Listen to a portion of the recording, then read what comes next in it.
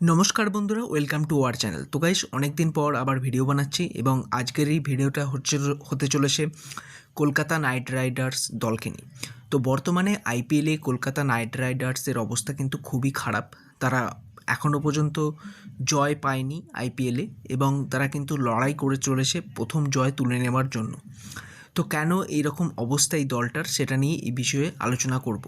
তো প্রথমেই যদি আমরা ব্যাটিং লাইন আপ এবং বোলিং লাইন আপ নিয়ে কথা বলি কলকাতা দলের, তো সেই দিক থেকে দেখতে গেলে কিন্তু কলকাতার ব্যাটিং অর্ডারটা কিন্তু খুব ভালো আছে এবং বোলিং লাইন আপের যে অর্ডারটা সেটাও কিন্তু খুবই ভালো ছিল অকশনের পরে।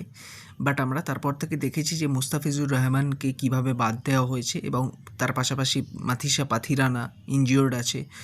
তো এই কারণে কিন্তু কলকাতার বোলিংটা অনেকটাই দুর্বল হয়ে পড়েছে। তার পাশাপাশি বরুণ চক্রবর্তীর মতো একজন টি-20 নাম্বার 1 বোলার ইন্ডিয়ার, সে কিন্তু তার নিজের ফর্মে নেই। তো সব কিছু মিলিয়ে মিশিয়ে, তাছাড়াও কিন্তু রাহানের ক্যাপ্টেন্সি নিয়ে কিছু প্রশ্নচিহ্ন থেকেই যাচ্ছে এবং রাহানে কিন্তু ব্যাটিং ভালোই করছে, সেরকম খারাপ কিন্তু করেনি। তো যদি কলকাতা ভালো করতে চায় তাহলে কিন্তু কলকাতার মেনলি বোলিং লাইন আপটাকেই একটু ইমপ্রুভমেন্ট করতে হবে বোলিং ইউনিটটাতে। যেমন হচ্ছে পরের অর্থাৎ সিএসকে ম্যাচ থেকে কিন্তু মাথিসা পাথিরানা কামব্যাক করছে, এরকমই আপডেট বেরিয়ে আসছে। তো সেখানে যদি মাথিসা পাথিরানা কলকাতার সাথে যোগদান করে তাহলে কিন্তু সেটা কলকাতার জন্য খুবই ভালো খবর একটা। তো পাথিরানা যদি জয়েন করে তাহলে কিন্তু কলকাতার বোলিং অ্যাটাকটা খুব ভালো হয়ে যাবে। পাথিরানা, তার সাথে ভৈভব অরোরা এবং তার সাথে সুনীল নারায়ণ একটা খুব ভালো কম্বিনেশন হয়ে যাবে।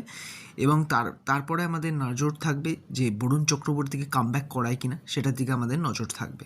এবং ফিনিশার ডিপার্টমেন্টটাতেও কিন্তু কলকাতাকে ভালো করতে হবে। আগের ম্যাচে আমরা দেখেছি রবমান পাওয়ালকে ভালো খেলতে। তো তার পাশাপাশি ক্যামেরন গ্রিন, সেও কিন্তু আস্তে আস্তে তার নিজের ফর্মটা ফিরে পাচ্ছে। তো এটা একটা কিন্তু খুব ভালো খবর।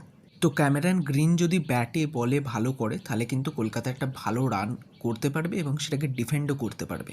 তো সেই জন্য ক্যামেরন গ্রিনকে কিন্তু একটা ভালো ভূমিকা নিতে হবে। তো নেক্সট ম্যাচ থেকে কিন্তু কলকাতাকে ঘুরে দাঁড়াতে হবে, নাহলে কিন্তু কলকাতার কাছে সময় খুব কমে যাবে এবং ম্যাচও কমে যাবে, অর্থাৎ টপ 4-এ কোয়ালিফাই করাটা কিন্তু খুব চাপের হয়ে যাবে।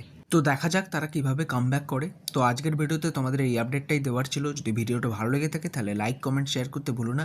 আর চ্যানেলে নতুন হলে চ্যানেলটাকে সাবস্ক্রাইব করে তার পাশের বেল আইকনটিতে অলে সিলেক্ট করে দেবে।